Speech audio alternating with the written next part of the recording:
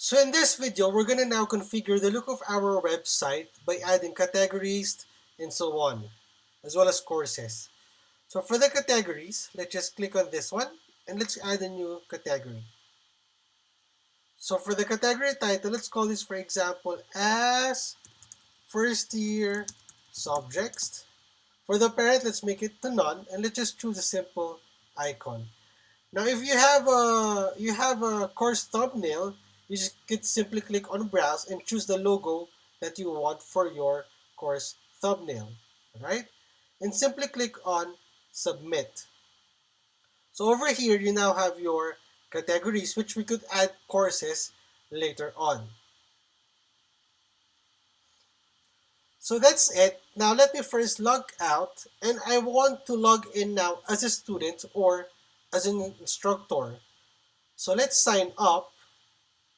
And then let's call this, for example, as instructor Karyaga. All right. And for the email, let's call it as instructor@gmail.com. For the password, 1234. And simply sign up. So with that, I could now simply log in with my account details. So let's type in now instructor@gmail.com and then 1234 and log in. And over here now, you could now see now the instructor link, in which you could now add your new course. So simply click on add new course and then simply follow these instructions until you can now create a new course. Alright?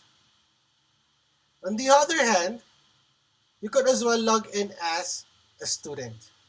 So let's log out and let's create now another account as a student. So student@gmail.com and let's call this as, let's have the password as 1234 and then, sign up. It should be sign up. So student Karyaga and student@gmail.com and password 1234. Alright? So now, I now have my login details as a student. So student@gmail.com and password 1234.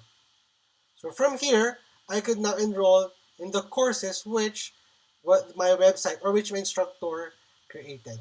Okay, so you have the user profile, the courses that he purchased, messages, and so on.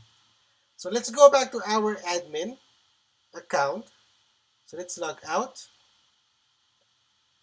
And then let's type in now our administrator account, which is my name, and then as well as my password. So over here, if you click now on students, you will see now the emails of the student and instructor that registered or signed up a while ago.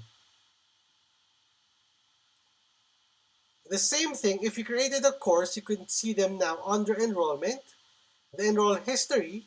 In my case, I haven't enrolled any student yet. Or on the other hand, you could also enroll a student. So select a user, for example, student Karyaga, and enroll him to what course. All right? So that's it, and I'll see you in the next video.